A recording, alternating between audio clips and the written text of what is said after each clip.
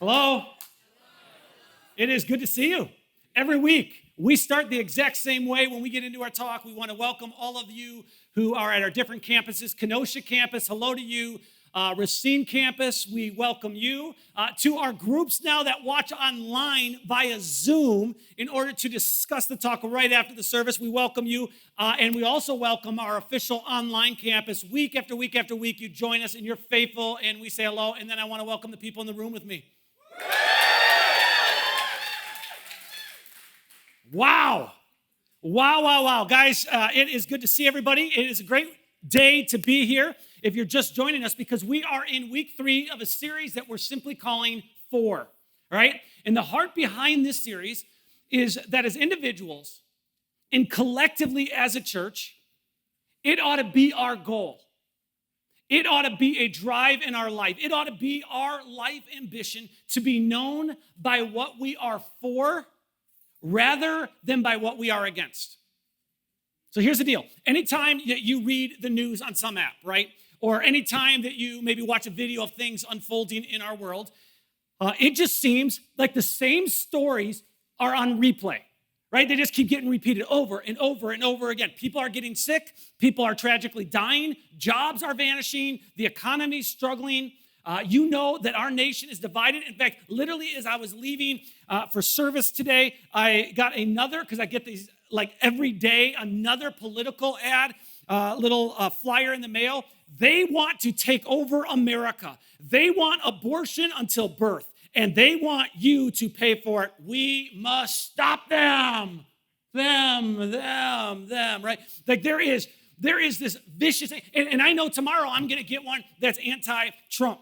And it just seems like the most pervasive message in our world today is that we are about to experience the end of the world as we know it. And it's so easy to get sucked into the negativity and into the fear and into the anxiety. And I just got to tell you on a personal level, I do feel like I am living on some emotional edge all the time. This social distancing is probably a good thing because, man, I feel like if you look at me wrong right now, I just want to say something, right? And there's something going on, and yet I know at the core of my being, I don't want to live like that. I want to be a person of hope. So this past week, I was reading about a town I'd never heard of before, Flagstaff, Maine. And for more than 100 years, Flagstaff was a thriving community. People lived there. People raised families there. People sent their kids to school. People had church families that they were a part of. It was a very active community. But in 1949, things changed because they were going to construct a dam in the area. And basically what happened is hundreds of individuals and families were forced to sell their homes and their businesses to a power company that was going to eventually flood the town so it could become a part of a large lake for which the dam was being built. Now just think about this for a moment. In the months leading up to this town becoming flooded, and everybody knows it's happening, what happens is the town pretty much comes to a halt in regards to improvements. Nobody's doing anything to their home, right? Nobody's putting an addition on their house. Nobody's remodeling their kitchen. Nobody's painting their bathroom because everybody knows that in a couple of months, it's just going to be covered with water. And that's exactly what happened. The town ended up becoming flooded. And so if you visit right now, today, the town of Flagstaff, Maine, here's what you're going to see. You're going to see a lake. The entire town gone, wiped out. And as I was reading this story, I couldn't help but think there's absolutely no reason to try to improve anything in the present if you don't have hope of a better future.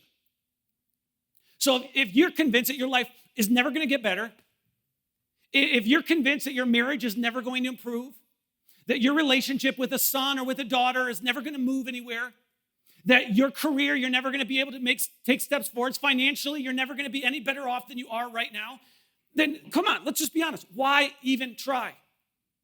And so in this series, as we talk about what we want to be known for, one of the things that I personally want to be known for, and I'm really hoping that collectively as a church, we begin to develop a reputation for, is I want to be known for hope. I want to be known as someone who brings hope into every situation and in every environment that I walk into, because hope is the anticipation of good. Hope is this conviction that regardless of what our present circumstances look like, the future will in some meaningful way be better than the present. Not necessarily easier than the present, not necessarily more fun than the present, but in some meaningful way, it's going to be better than the present. Now, of course, when we talk about hope, it can be a little confusing because there's different types of hope. So let's just walk through them. One of the ways that we talk about hope is when we talk about it in a wishful way, right? Wishful hope. So when you're late to a meeting and you're like, I really hope I get green lights all the way to this meeting and I don't have to navigate any traffic, and you're just hoping against hope that it's going to be an easy drive, that is wishful hope. It's out of your control.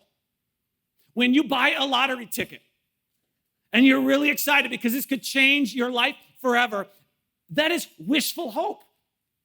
The reality is you have a better chance, true story, of becoming president of the United States than you do of winning a big lottery. You have a better chance of a vending machine falling over on you and killing you than winning a big lottery. Just think about that, right? You have a better chance of being declared a saint by the Catholic Church than winning a big lottery. We ain't ever going to call you a saint because we know you too much, right? But wishful hope is hoping for something that just very likely isn't going to happen. And if it does happen, it was just by random chance. It was by luck. That's one type of hope. Another type of hope is expectant hope. So if I go out and I plant tomato seeds in a garden and I say, I really hope they sprout, that's expectant hope. It's not rooted in just wishes and wish, it's not rooted in luck, because I actually did something. I have a reason to believe they're going to sprout. Now, just because I did something doesn't mean they're going to sprout. Weather affects whether or not if animals get into the seeds, right, that can affect it. But there's a reason that I'm expecting. And so when I say, well, I expect them to sprout, or I hope they sprout, that's expectant type of hope. But then there's a third type of hope. And this is the type of hope I want to zero in on today. It's a certain type of hope. This is a confident type of hope. This is based on what I know about this person. I can say, I'm very hopeful that this is going to be the results. So when you're asked to give a reference for somebody, and you like this person, and you've worked with them, and you're actually excited to be a reference for them, that's a confident type hope because you know the person. A couple thousand years ago, the author of Hebrews was reflecting on the character and on the faithfulness of God and was writing about how we can have confidence in God. And here's what the author of Hebrews writes. They say, this hope is a strong and trustworthy anchor for our souls. The character of God, the faithfulness of God, this hope is a strong and trustworthy anchor for our souls. And so when the tidal waves of life hit us financially, when the tidal waves of life hit us emotionally, when the tidal waves of life hit us morally, when they hit us mentally, we need an anchor in our life. Because an anchor is going to keep us from drifting, and what an anchor is going to do is provide stability in the midst of the storm. So just think about this, man. Think about what we attach our lives to. Right? If my life is attached to money, and that's like the big thing that really grounds me and keeps me mentally sane, right? If my life is maybe anchored to a presidential candidate and whether or not they get elected, right? If my life is anchored to a relationship or it's anchored to what somebody thinks about me, the reality is that's a pretty small anchor. That's not going to hold up in a big storm. My life's just going to be moving all the time. So this last week, in getting ready for this talk, I was doing just some quick research on anchors and found out that the oldest anchors in the world were just rocks. In fact, here's a picture of an Egyptian stone anchor. This is a legit, it kind of looks fake, but it's a real anchor from 3,500 years ago. Right? And what ancient civilizations would do is they would drill these holes in these rocks, and then they put chains around them or rope around them, and that's what they would use. And some of the anchors were literally entire baskets filled with stones. But of course, the anchors we're most familiar with are the ones with hooks on them, right? And so, for the most part, they're going to be a little bit better than other types of anchors because they can latch onto something. So I brought my kayak anchor. All right, when I go kayaking, I know it sounds ridiculous that I would have an anchor, but sometimes I go out into a lake, and what I'll do is if it's really windy and I don't want to be constantly, rowing, I'll just throw this down. If I don't want to get into paddling, it's just like, dude, I'll throw this down and it will catch on to something and it don't move. And it works for my kayak. But if I'm the captain of a massive ship, right? If I'm like in charge of an oil tanker, my kayak anchor isn't going to help. You throw this on an oil rig, man, guess what? You're not even going to know it's on there. It's not even going to matter. And so at that point, I'm going to need something much, much bigger. The bigger the ship, the bigger the anchor. And the reason I bring this up is I want you to know in no uncertain terms, your life is a big ship. Your life matters. It's not insignificant. It's not meaningless. You need a big anchor, and I need a big anchor for my life. Because if we drift too far, and if our life becomes too unstable, it's going to impact a whole lot of people. It's not just going to impact us as individuals. And so when it comes to the faithfulness of God and when it comes to the character of God, I'm going to read it again. This hope is a strong and trustworthy anchor for our souls. And the reason that the faithfulness of God and the character of God is an anchor for our souls is because regardless of what we're going through, and regardless of what we're experiencing or the season our life is in, God has promised that he is going to be with us in the midst of it. In fact, one of the most repeated phrases in all of the ancient scriptures, God speaks it regularly to individuals, and on other occasions, he speaks it to entire groups of people, is this phrase, I will be with you. So when Joshua replaces Moses as the leader of the Jewish people, it was a big moment. He's intimidated, he's afraid. God speaks very clearly, and he says to Joshua, I will be with you. When the Jewish people are terrified of their fate as a nation because of some powerful empires that are just taking over incredible amounts of territory, on several different occasions, God says to the Jewish people, I will be with you. Some of the final words that Jesus spoke to his closest followers were, be sure of this, I will be with you. And so regardless of what your present circumstances look like, I want you to know that God is with you and God is for you. In every situation, in every circumstance, in every season, you and I can be hopeful. Why? Because we can be confident that God is with us.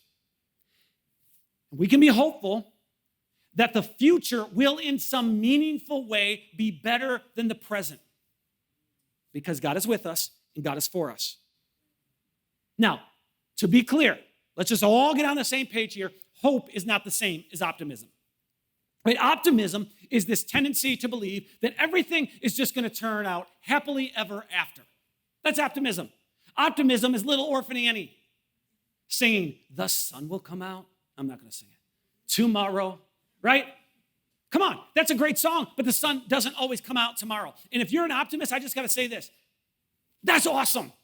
We need optimists in our world. We need people who look at a situation and say, man, that's a bad situation, but it's not as bad as you think it is. Let me tell you why.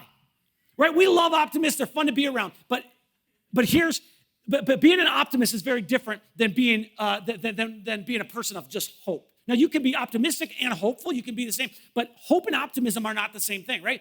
Optimism is looking, like I said, at a bad situation and saying, it's not as bad as you think. Hope is different. Hope looks at a bad situation and say, it is bad. In fact, it is really bad. In fact, I didn't realize it was this bad, but I still believe in a better future. That's hope. Hope says, man, I'm looking at my life, and based on decisions people have made or based on my own decisions, my life has fallen apart. My life is broken into pieces, but I still believe God can take the broken pieces of my life and make something beautiful from it. Hope is, I look at my life and it feels like I've just done some stupid things and it's burned down to ashes, years and years of what I've been trying to build, this family, this relationship with my son or daughter, these friendships. It just feels like it's been burned down in a moment, but I believe that God can bring beauty out of ashes. That's hope. One example of this is just the Apostle Paul. Because if you know anything about the Apostle Paul, man, he's known for his faith, he's known for his teachings and his writings, but he's also known because he was a person who went through a lot of difficulty and a lot of suffering. He was imprisoned on several occasions. He was shipwrecked 3 different times. He was betrayed by people that he thought was his friends. He was in constant danger everywhere he went. On one occasion, he was actually stoned, not recreationally like you might think, but he was actually pelted with stones, right? Just clarity there. He was beaten on 8 different occasions that we know about. But because he anchored his life to the faithfulness of God and to the character of God, he was still hopeful. He didn't just throw in the towel. In fact, he writes about this to a group of followers of Jesus living in Rome. Here's what he writes. He says, and we know that God causes everything.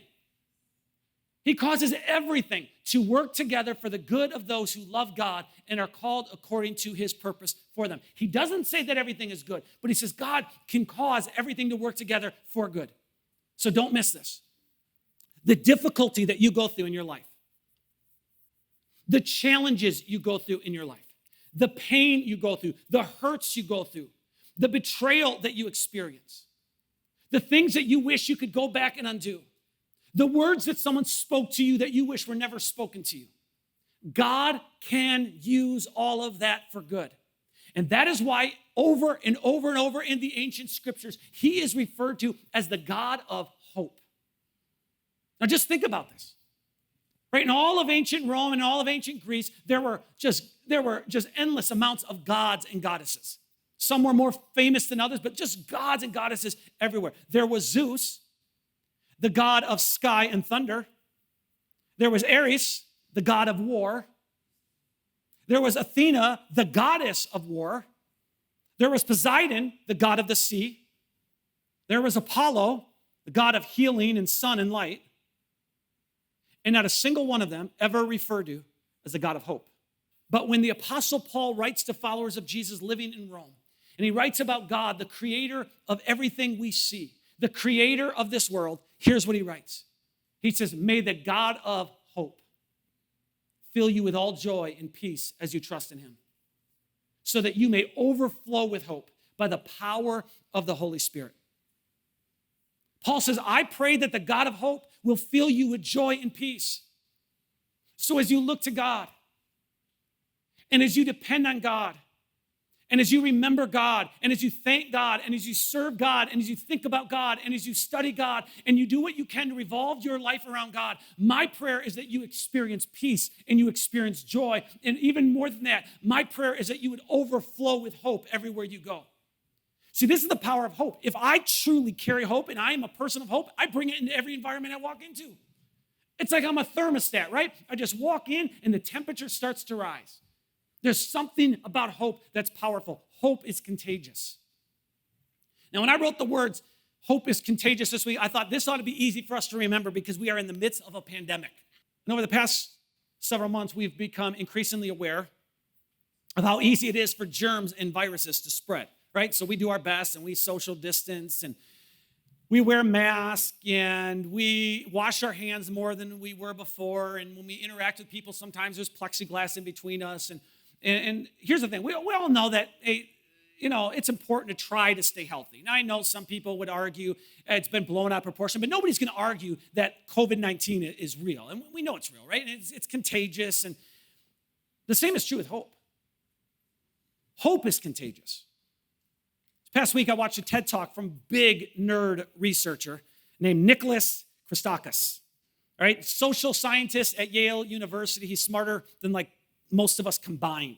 And he's done a lot of research on social networks. It was just fascinating. So I read some of his stuff, but then I watched a couple of his TED Talks that are out there. And I thought, man, this is just a fascinating thing because the bottom line is this, we all have social networks. Right? We all have family and friends and coworkers and acquaintances that we're interacting with on a regular basis, and our social networks are impacting us, right? And they are affecting us probably even more than we think. Because most of us would say, well, I get it. I'm going to be impacted by the people around me. No, but it really does. Our social networks impact us more than we think. And just giving you some examples, if your social network is pretty much people, like a large percentage of them are people who eat healthy and they exercise regularly. Even if you're like, I hate that stuff, right? Over time, you start to eat more healthy.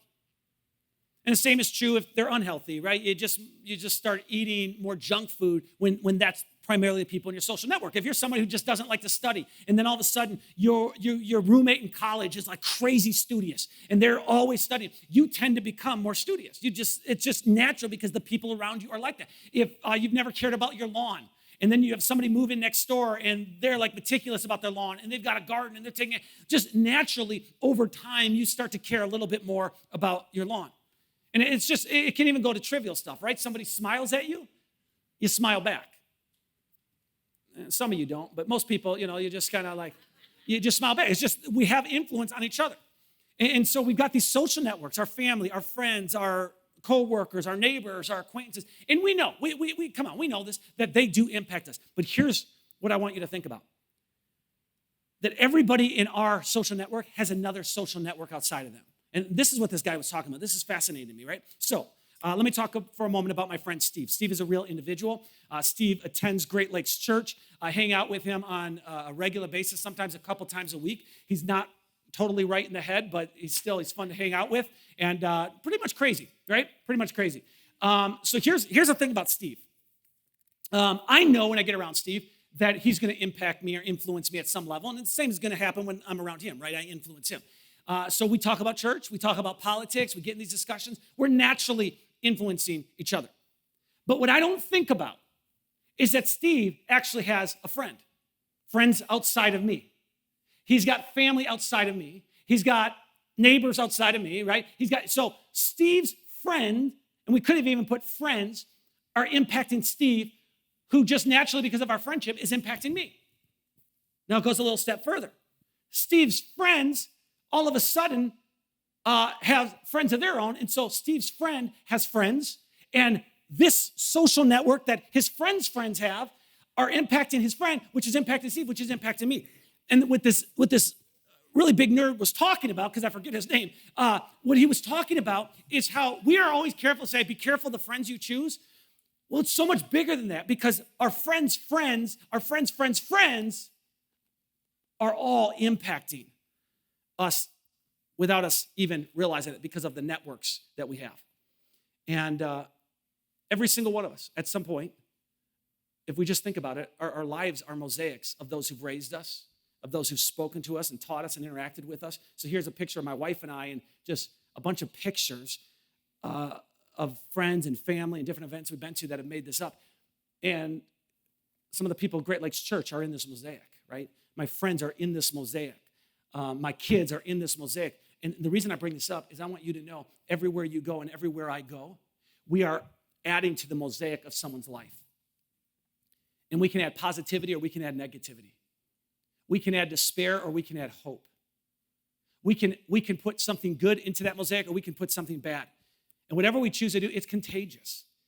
I mean, it's so hard to comprehend that, like, man, the way I speak to somebody can absolutely impact them in a negative way. And then they, in their social network, maybe because they're having a bad day now, maybe it affects them in a negative way. And then they say something, and then they say something. And there's this ripple effect that takes place. And I was reminded this past week in a positive way. I was reading a story about a mom in Ohio. She was having a really bad day, and her kids were fighting about what to have for dinner or whatever, and she just decides, okay, I'm bringing them to McDonald's. She gets to McDonald's, she orders, and then when she goes to pay, realizes she left her purse at home. And so she just says to the 16-year-old kid who's working there, just cancel my order, I forgot my purse, And the 16-year-old, without missing a beat, pulls out his own card, puts it in, and says, I got it. And she said, no, I don't want you to pay for my meal and for my kids, just please. And he says, no, seriously, it's my pleasure. I want to do this for you. Well, this mom goes from having a bad day to now all of a sudden having a good day. Goes home, writes about it on Facebook with the goal of trying to connect with this guy's mom to be able to say to his mom, hey, your kid's amazing. He paid for us. What a blessing it was in our life. Well, as she posts on Facebook, she learns through just the interactions that are happening that this kid, the reason he works at McDonald's is because he's trying to earn money for a car.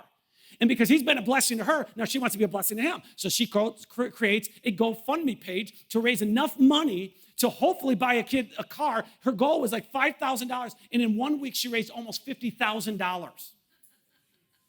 Guys, again, it's just this whole thing. Hope is contagious. And so we ought to do everything we can to raise the level of hope in our life. And I will pay for your McDonald's meal any day of the week. Now, guys, here's the deal. If we're going to raise the level of hope in our life so it can overflow everywhere we go, there's lots of ways we can do it. right? We can certainly find ways to refuel ourselves. We can be selective with the people we hang out with. We can choose to be dreamers, and we can do our best to think big. We can discover our strengths, and we can use our strengths as much as we can. We can maybe get outdoors if that refuels. There's so many ways that we can raise the level of hope. But I want to talk about two specific ways, because I think these are the biggest ways. I think these are the ways, at least personally for me, these are the things that do more for me than anything else. And the reason this is so important is because when we are drained mentally, and we are drained emotionally, and we are drained physically, we do not think rationally. We don't feel hopeful about anything.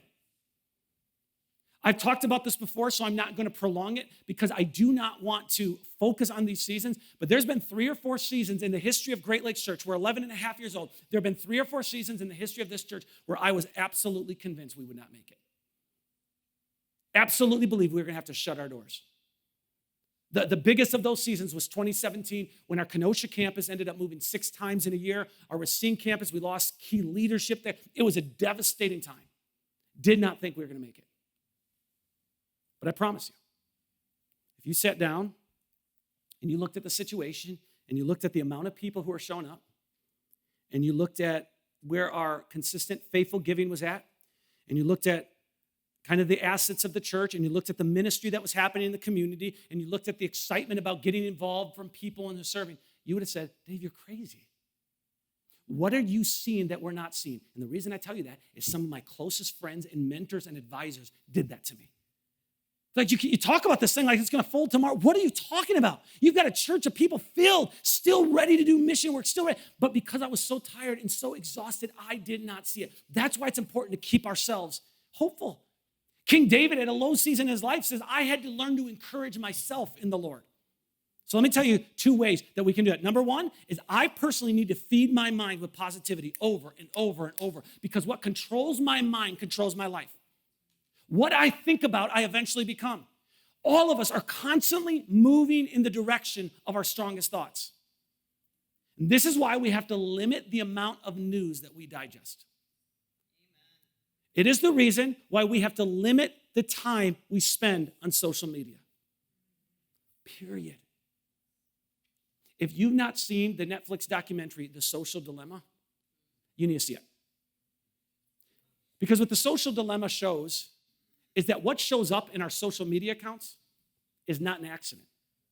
So we just think everything's random in life. And I'm telling you, and I'm not a conspiracy theorist, I promise you this. I'm not some weird guy up here who's like, hey, the end of the world's going to come, and let me give you some weird numbers, and let me... No. I'm just telling you, the news that goes into our mind and into our hearts and the stuff on our social media feeds, it is not as random as we think.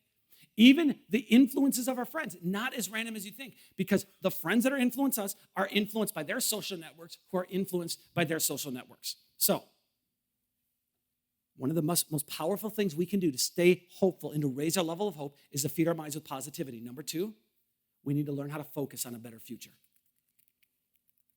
To just in our minds and in our hearts say, I believe that better days are yet to come. If there is a broken relationship with one of your kids, if you're in the midst of a marriage that is struggling, if your financial situation is a mess, if you're struggling in your mental health or your emotional health,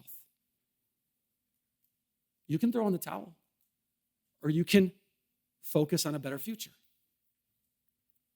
And right now, in this current season, I have been doing a great job. I haven't always done that. I told you there have been 4 or 5 seasons, but I've been doing a great job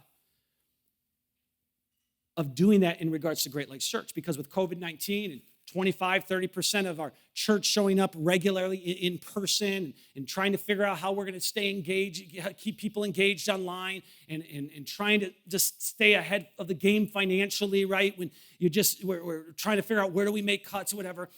I'm going to tell you, this is the stuff that has gotten me so down in the past, but I just keep reminding myself, man, as I look at the past faithfulness of God, it's building my faith for the future. It doesn't mean that every day is good and every day I wake up and say, oh, I can't wait to keep rebuilding this thing.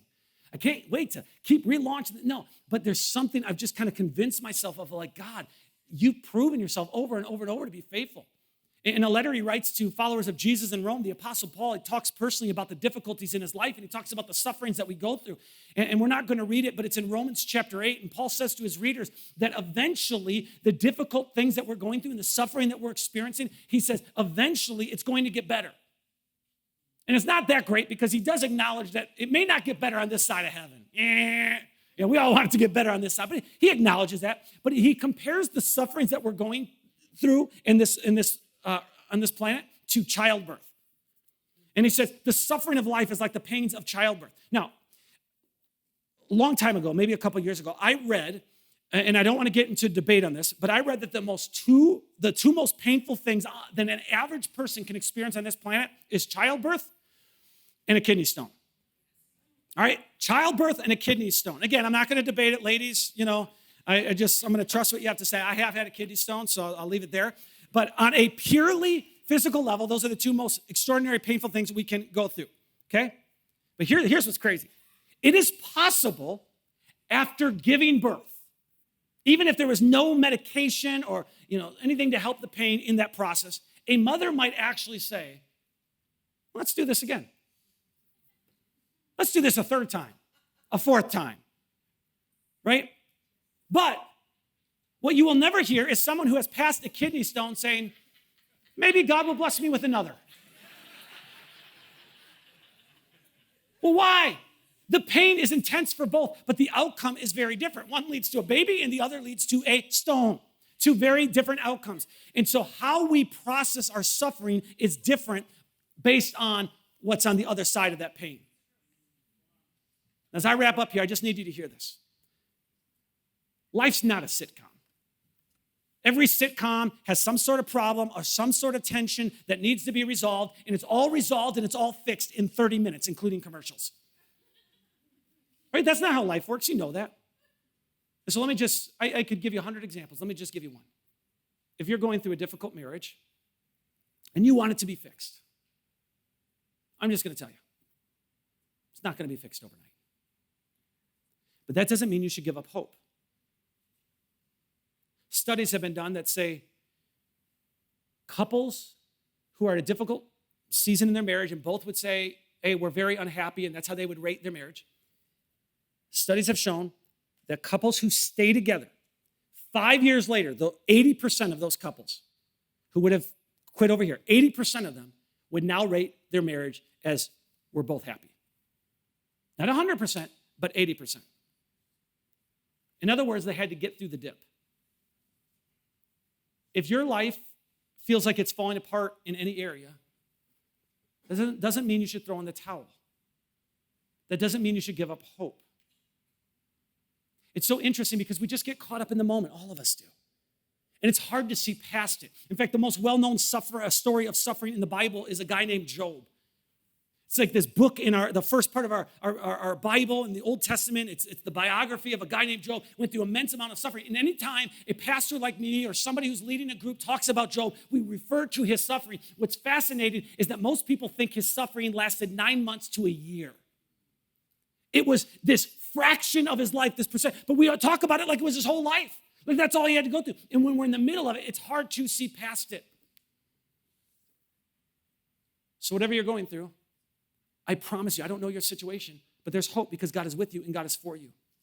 And historically, when followers of Jesus start losing hope, what they do to keep themselves hopeful is they focus on the past faithfulness of God. Remembering God's faithfulness in the past will give you hope for the future.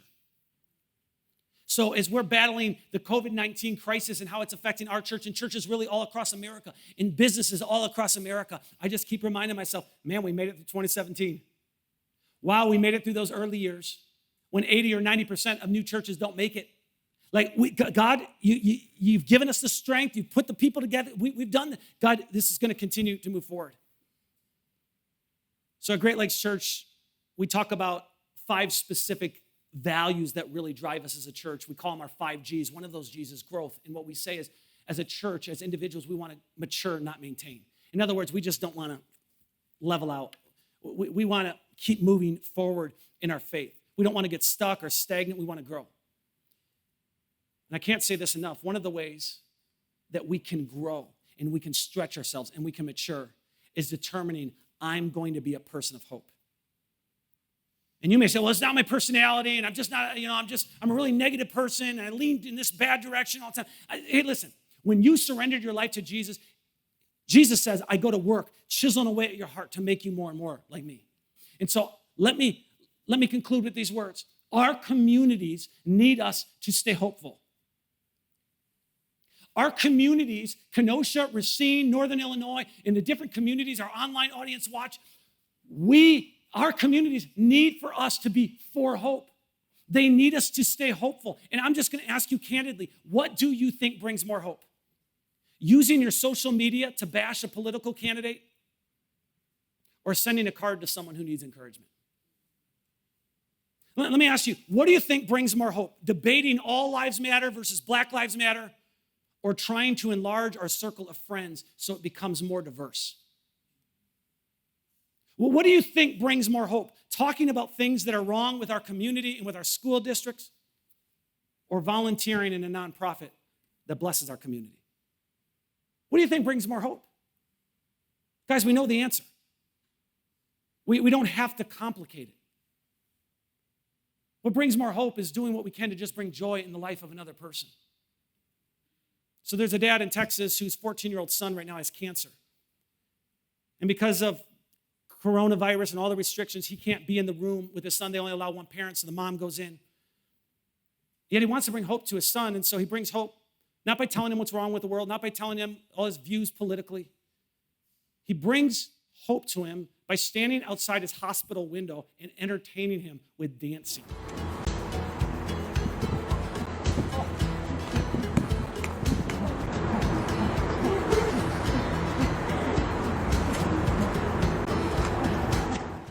Isn't that great? But here's the deal. That dad is in a situation where he knows his son needs hope. I think we forget how much hope people need, how much joy people need, how much encouragement people need. So we got to constantly remind ourselves. And the only way we're going to be able to do it is if we fill ourselves up with hope. We got to be careful about what we think about. We got to be careful about what we're feeding our mind. Let me pray for you. Heavenly Father, give us the wisdom to know how to best fill up a hope in our life. Give us wisdom to know what to eliminate in our life and what to be selective about so that we can be people of hope everywhere we go. And then just give us the courage to do it. Give us the courage to speak up. Give us the courage to bring joy. Give us the courage to bring laughter. And give us the courage in every environment we're in to remind people better days are still ahead. In Jesus' name, amen. Have a great week, everybody.